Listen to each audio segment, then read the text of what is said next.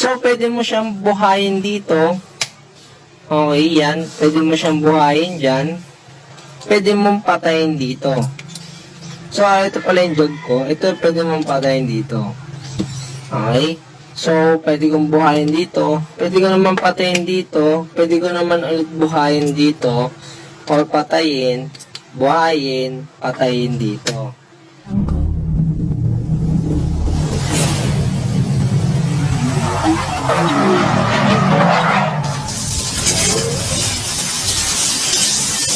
Okay.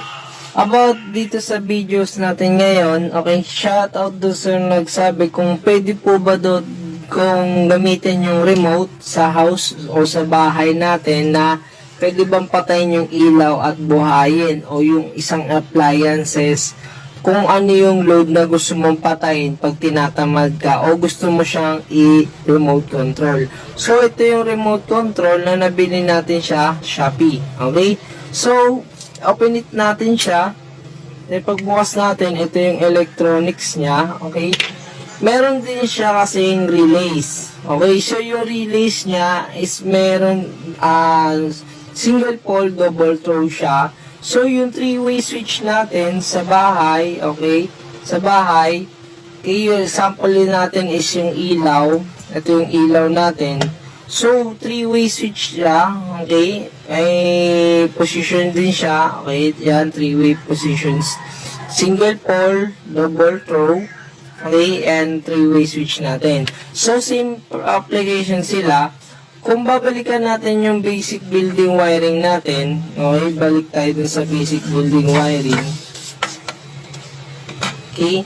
So, ito yung bulb. Okay, ito yung bulb natin. Example, ito yung bulb na tinutukoy ko.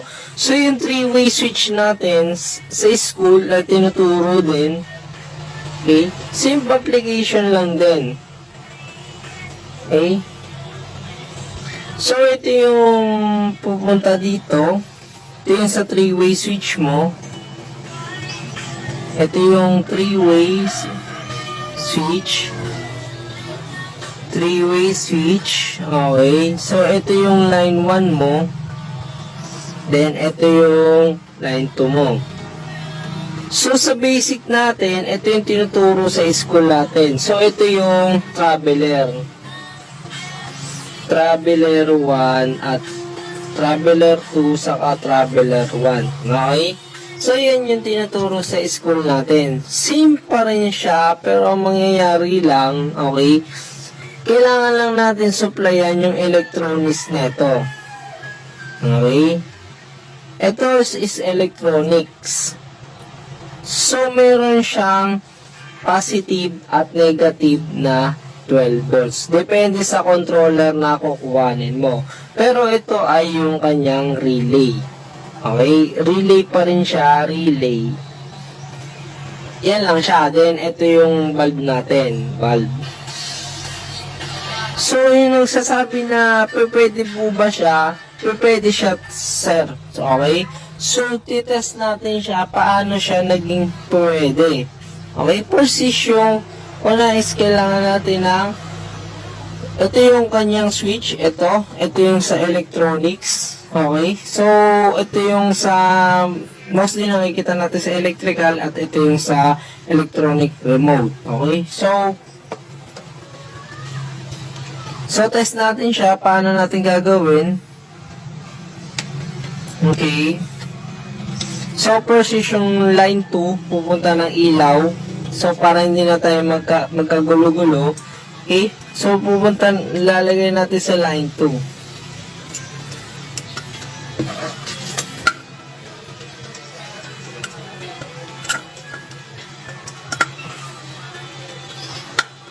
Okay, line 2. Okay? Nasa line 2 na siya. So, yung line 1 natin, pupunta ng 3-way. Okay, ito yung 3-way natin na sa common. So, ito yung common. Okay.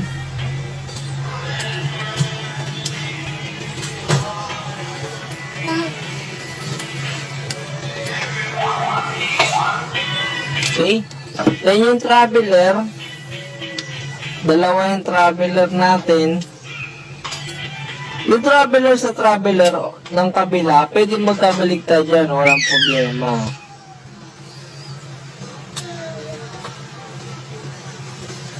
Okay. So, ito yung lalagay natin dito sa kabila. So, ito yung dalawang traveler mo sa three-way. So, ito naman yung pupunta ng normally close at normally open ng relays mo. Okay? So, okay lang siya magkabaliktad basta dun sa hindi niya common. So, yung common niya is yung nandito sa gitna. So, dito natin siya ilalagay sa normally open at normally close. Okay lang na magkabaliktad. Malalaman naman natin yung function. Yan. Okay. Kasi traveler lang naman din siya.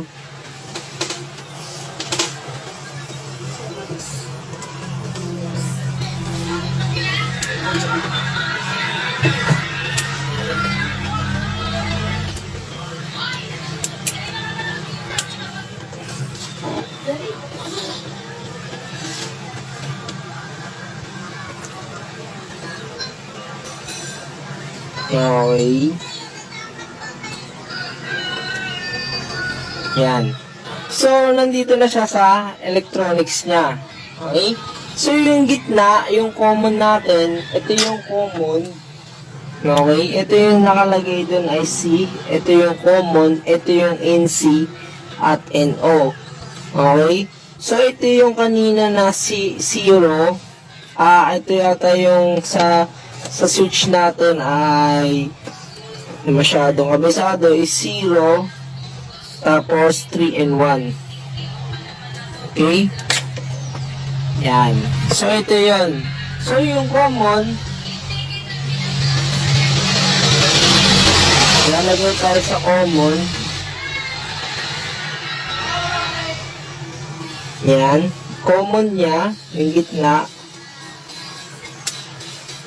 Siya yung papunta ng ilaw. So, pupunta siya ng ilaw, ng gitna, na kanina is nandun yung line, nandun na yung line 2. So, ilalagay natin yung line 1. So, yung ganito natin is maliit lang yan, maliit lang yung relay niyan. Kaya niya i-carry yung mga ilaw-ilaw lang sa bahay-bahay. Pero kung malalaking load na yan, gagamit na kayo ng malalaking relays. Okay? So, okay na siya sa three-way natin. Okay? So, ang kulang na lang natin ay yung power supply.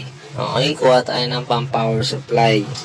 So, ito yung positive line. Lalagyan natin sa positive line. Ito yung positive line sa dulo. Kabilang dulo pala ito. Lagyan natin dito sa positive line.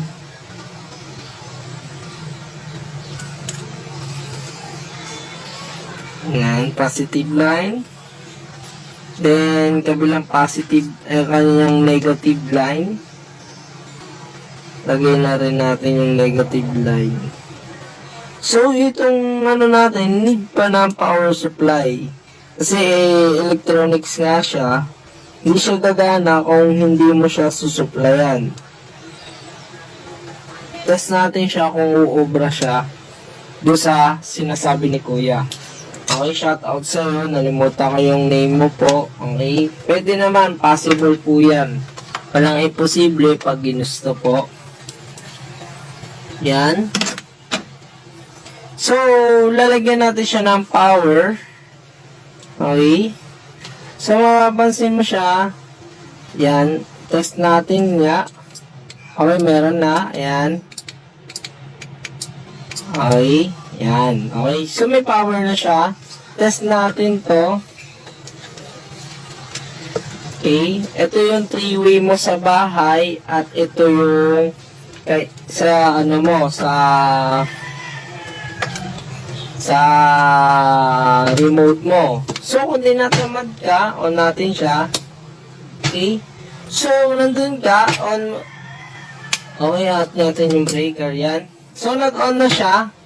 Hindi pala naka-on yung ano ko, main ko, okay. So, ulitin natin, on natin siya. So, nag-on siya. So, pwede mo siyang i-off dito. Pwede mo siyang i-on dito. Okay. So, pwede mo i-off. Pwede mong i-on. Okay, pwede mong i-off.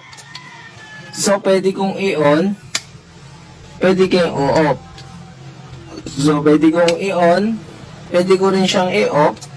Depende sa gusto mo. So, yan yung application ng 3-way switch natin. With it, which is yung kanyang electronics lang ang nagpapa-on. So, yung 3-way natin na ganito, naging electronic lang siya. So, kailangan mo lang siyang supplyan. Then, meron din siyang common. Then, normally open at normally close. Same sila ng 3-way. May common, normally close at normally open. So, pwede mo siyang buhayin dito.